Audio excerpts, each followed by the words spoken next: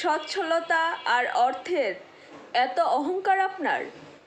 ভুলে গেলেন অতীতে আপনার অভাব আর অসচ্ছলতার কথা? এই তো কয়েকদিন আগের একটি সত্য ঘটনা। সামাজিক মাধ্যমে এই বিষয়টি অবশ্যই আপনার চোখেও পড়েছে।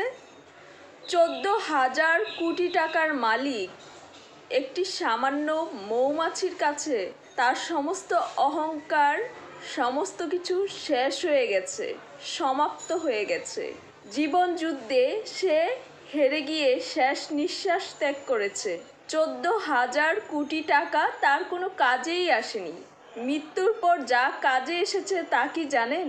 শুধুই তার ভালো কর্মগুলো। একজন ধনী ব্যক্তি সামাজিক সম্মানের জন্য তার ভালোবাসা, তার দুর্বলতা আর তার অপরাধ প্রকাশ্যে স্বীকার করতে পারেনি, কিন্তু তার অপরাধবোধ ভিতর থেকে তাকে প্রতিনিয়ত কুরে কুরে খেয়েছিল। তার মৃত্যুর পর যখন তার ব্যক্তিগত ডায়েরি আর ল্যাপটপ চেক করা হলো, সেইখানে সে লিখে রেখেছে মিথ্যা অপবাদ দিয়ে তার জীবন থেকে সে যাকে রিমুভ করে দিয়েছিল সেই তার সত্যিকারের ভালোবাসা আর শান্তির মানুষ ছিল।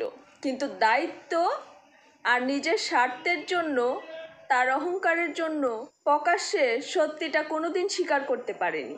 সে নিজেও জানতো সে অপরাধী। তার অপরাধ সে প্রকাশ্যে সামাজিক সম্মানের জন্য স্বীকার করতে পারেনি, কিন্তু অপরাধ বোধ তাকে ভিতর থেকে সারাক্ষণ কুরে কুরে খেত।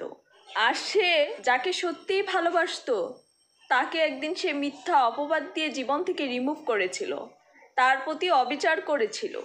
কিন্তু যখন সে অনুভব করতে পারল যাকে সে মিথ্যা অপবাদ দিয়েছে তাকেই সে সত্যি ভালোবাসতো আর ওই মানুষটাই তার জীবনে শান্তি ছিল, তখন সামাজিক ইমেজের জন্য সে তা কোনো দিন প্রকাশ্যে বলতে পারেনি, কিন্তু মনে মনে সে তাকে ভালোবাসতো।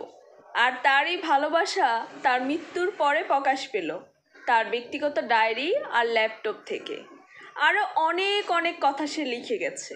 সে যা অন্যায়গুলো করেছে সবই লিখে গেছে, স্বীকার করে গেছে।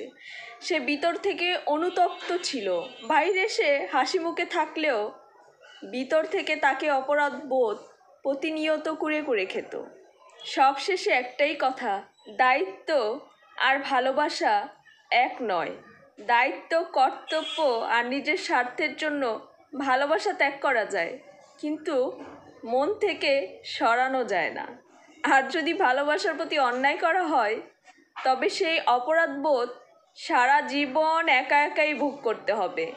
আর অপরাধী কোনো দিনই তার ভুল প্রকাশ্যে স্বীকার করে অনুতপ্ত হতে পারবে না। আবার সে যে তাকে ভালোবাসতো তাও কোনো দিন জানাতে পারবে না। একেই বলে কর্মফল।